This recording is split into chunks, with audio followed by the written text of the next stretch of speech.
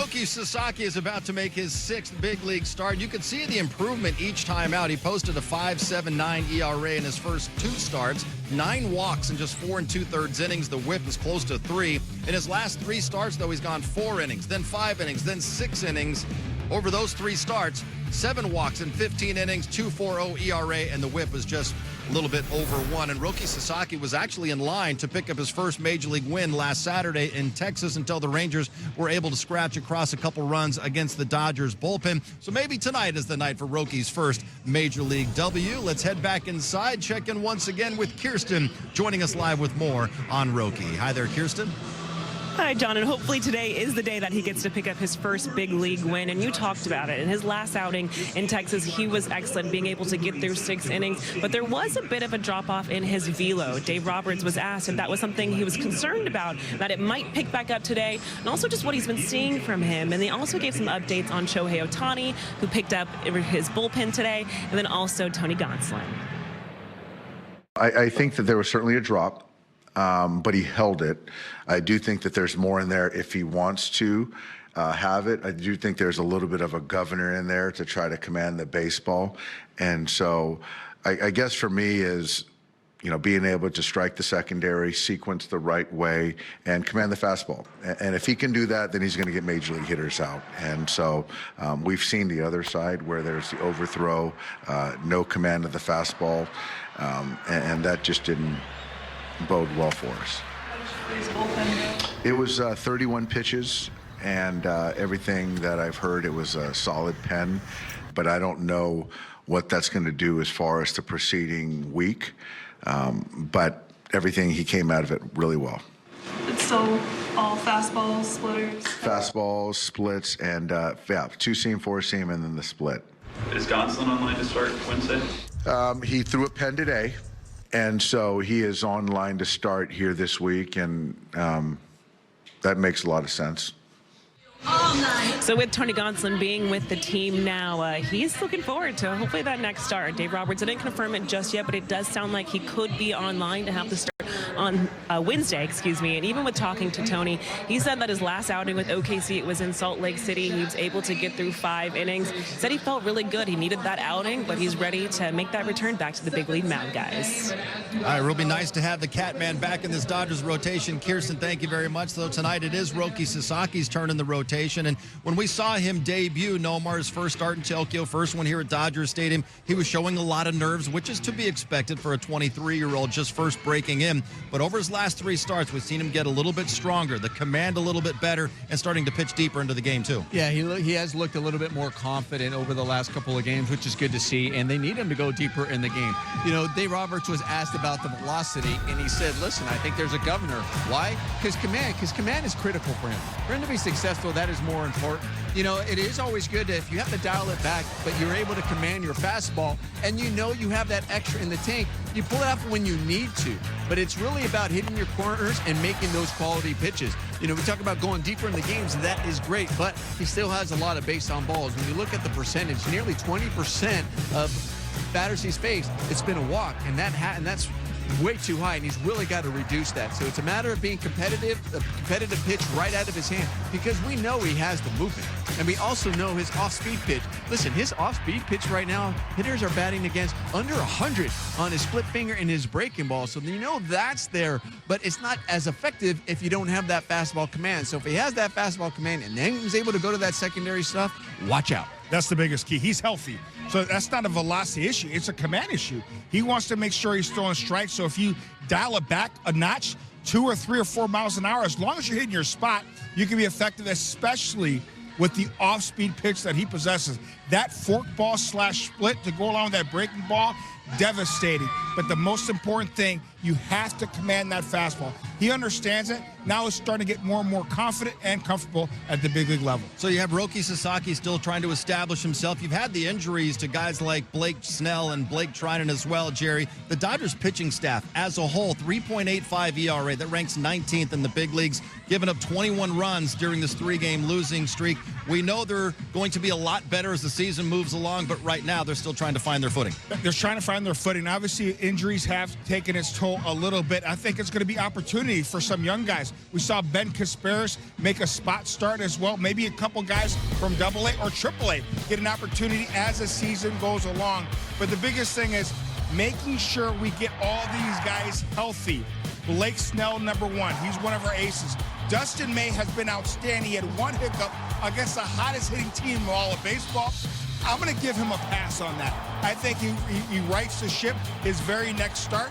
But all in all, we know this Dodger team, especially from the starting staff to the relievers, once they're healthy, they'll be just fine. Yeah, listen, health is definitely an issue. But I also think, here we are now, we're about a month into the season, right? And you're going, when did these guys build up as far as pitching? I think now the starters are built up. So now I think it's also on the starters. You always hear Dave Roberts says, listen, the starter kind of sets the tone. So now it's up to the starting staff to go out there, start setting the tone consistently.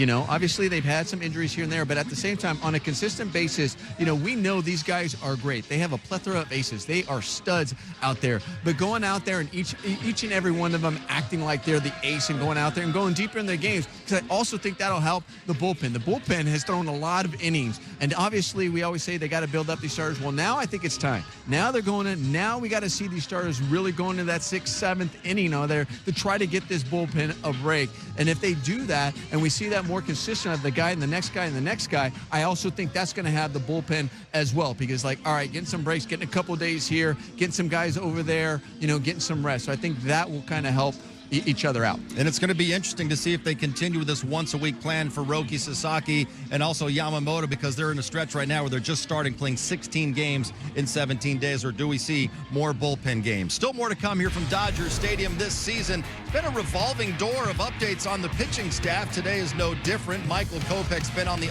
IL since the season started. Worked out earlier today. Next week could face live hitters, and perhaps a rehab appearance is coming soon as well. Plus, he's won 4 National League pennants, 2 World Series, and tonight, Dave Roberts' bobblehead nights here at the Ravine. We'll discuss what makes Doc one of the best skippers in the game. Roki Sasaki, there he is in the bullpen.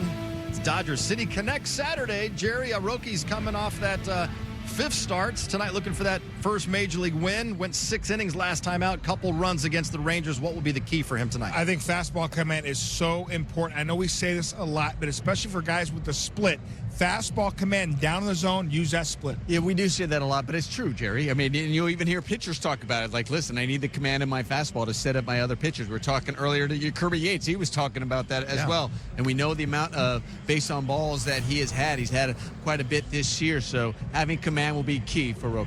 All right, it is time for the Dodgers to stop the bleeding of this 3-game losing streak. Let's send it upstairs to Stephen and Oral. Gentlemen, take it away.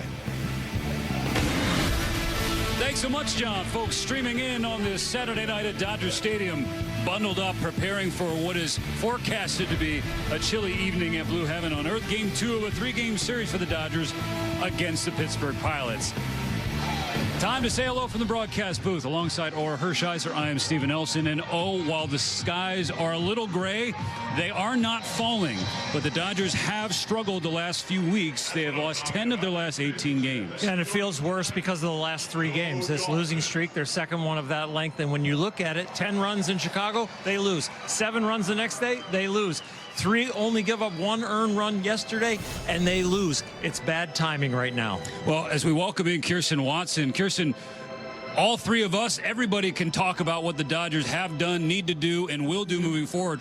What are the Dodgers saying? Yeah, look, Stephen, it's no secret. The team is in a little bit of a slump right now. And as much as this isn't a group that's going to schedule a specific meeting to talk about things, I was told that during an advance meeting today, a couple of the veterans did speak up that it's just time to get back to playing Dodgers baseball. Now, what does that mean? It's the pitchers doing their thing, hitters getting on, being aggressive at the plate. That is the focus. But there is no panic. That was definitely a constant in the conversation. But they do believe today things are going to be different, and they're going to be getting back to Dodgers baseball, guys. Texas. That's the hope, Kirsten. And Oral, they are wearing their City Connect uniforms, which is sort of ironic because they've been so disconnected during these last few weeks. But Roki Sasaki, he continues to take steps forward as he progresses as a big leaguer. Yeah, if we continue to watch the needle point up with this young man, so many adjustments. We went through those with Yamamoto last year. Well, he's going through them at light speed.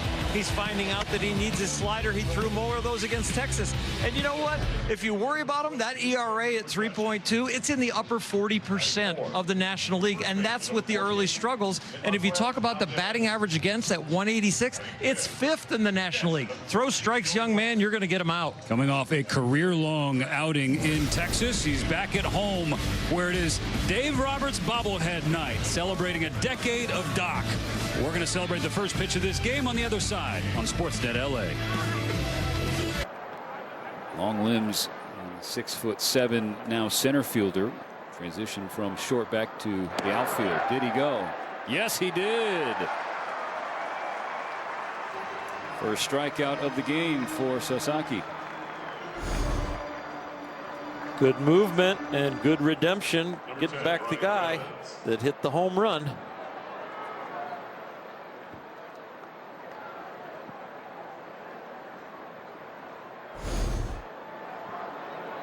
For Roki. And it doesn't change the batting average against as much as it changes the fact that when he falls behind 1-0, that leads to way more walks. And so his first pitch strike percentage has started to go up in the last couple starts.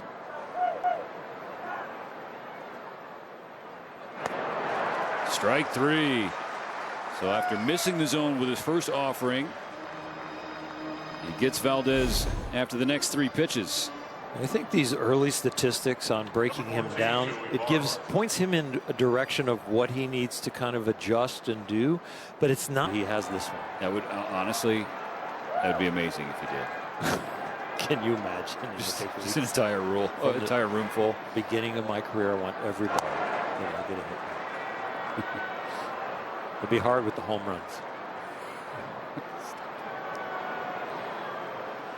Tough spot for Roki here in the top of the 5th. 2nd and 3rd, no outs. The Dodgers ahead 2-1.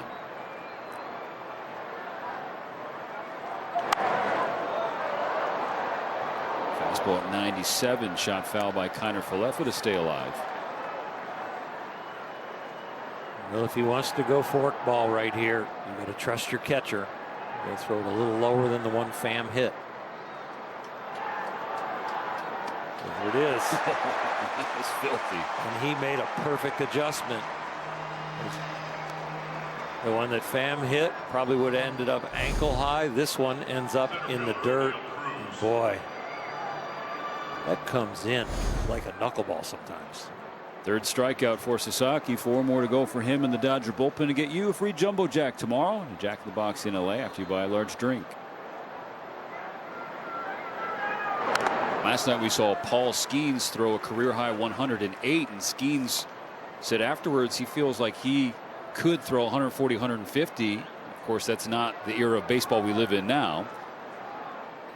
But yeah, when you have your rhythm and your location and the ball is just kind of flowing out of your body. Got him.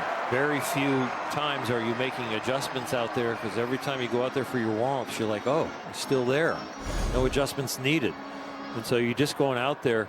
You might say you're going out there to get loose, but if it's flowing out of your body, you're not even stiff because it's working so well. The bones and the muscles are